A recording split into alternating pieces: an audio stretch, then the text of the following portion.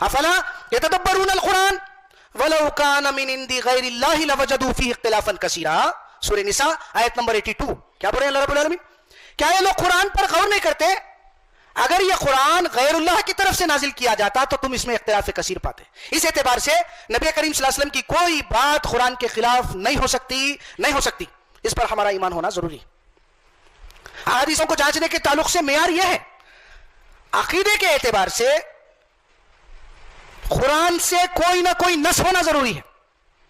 عمل کے لیے سنت رسول ضروری ہے. یہ خاص بات ذہن میں رکھیے. اس سلسلے میں ہم بہت دھوکہ کھا رہے ہیں. عقیدے کی بات اگر آ رہی ہے، اللہ رب العالمین مشرکانہ عقائد کی نفی کر دیے. مردہ اور غائب ہستیوں سے نافع اور زار کے تعلق سے اللہ رب العالمین بیان کر دیے ہیں کہ یہ تمہارے نافع اور زار نہیں ہیں، ان کے اندر رمق برابر بھی زندگی باقی نہیں ہے، بلکہ ان کو خود نہیں معلوم کہ دوبارہ زندہ کر کے کب اٹھائے جائیں گے. تو جب یہ بات اللہ رب العالمین قرآن مجید میں متعدد مقامات پر کہہ رہے ہیں یہ مردہ ہے، زندگی کوئی باقی نہیں ہے، یہ تمہاری کوئی بات نہیں سن سکتے، نہ تم کو نفع پہنچا سکتے ہیں نہ نقصان پہنچا سکتے ہیں، یہ قرآن کے دلائل ہے، معمولی بات نہیں. سورہ یونس 18 نمبر کی آیت ہے، سورہ نحل 17 نمبر کی آیت ہے، سورہ زمر 19 نمبر کی آیت ہے، سورہ زمر کی ابتدائی آیتیں ہیں. پڑھیے آپ. اتنے مقامات پر مشرکانہ عقائد کی نفی کر رہے ہیں. اب اس کے حوالے سے کوئی حدیث ہمارے سامنے آ رہی. مثال کے طور پر نبی کریم صلی اللہ علیہ وسلم جہنم سے ہاتھ ڈال کر بچا لیں گے. یہ بخاری میں ہے. آپ سجدے میں رہیں گے، پوچھیں گے اللہ تعالیٰ اے اللہ کے رسول کیا ہونا؟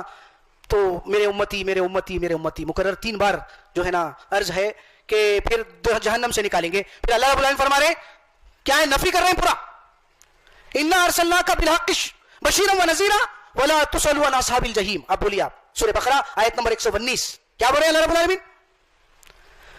بے شک ہم ہی نے آپ کو خوشخبری سنانے والا ڈرانے والا بنا کر بھیجا، یعنی تم کو دنیا ہی میں نے رسول کو مبعوث کر کے میرے منشے کے مطابق رسول سے عمل کروا کر اس سنت کو قیامت تک کے لیے میں نے اسوہ بنا دیا، بتا دیا تم کو قانون عذاب قانون مغفرت. لیکن تم جو ہے نا مجرم کی حیثیت سے میرے سامنے حاضر ہوئے. اے نبی صلی اللہ علیہ وسلم ولا تسألوا عن اصحاب الجحیم، جو جہنم کا مستحق ہو گیا ہے اس کو اس کے تعلق سے آپ سے سوال نہیں کیا جائے گا. برخاست نفی ہو گئی بات کی. اب وہ حدیث جو آ رہی بچانے کے تعلق سے سفارش کریں گے، واسطہ وسیلہ ہے، بچا لینے کے تصورات سارے غلط ہے، کیونکہ عقیدے کے لیے نص قرآنی کا ہونا ضروری ہے، وہ رد ہے.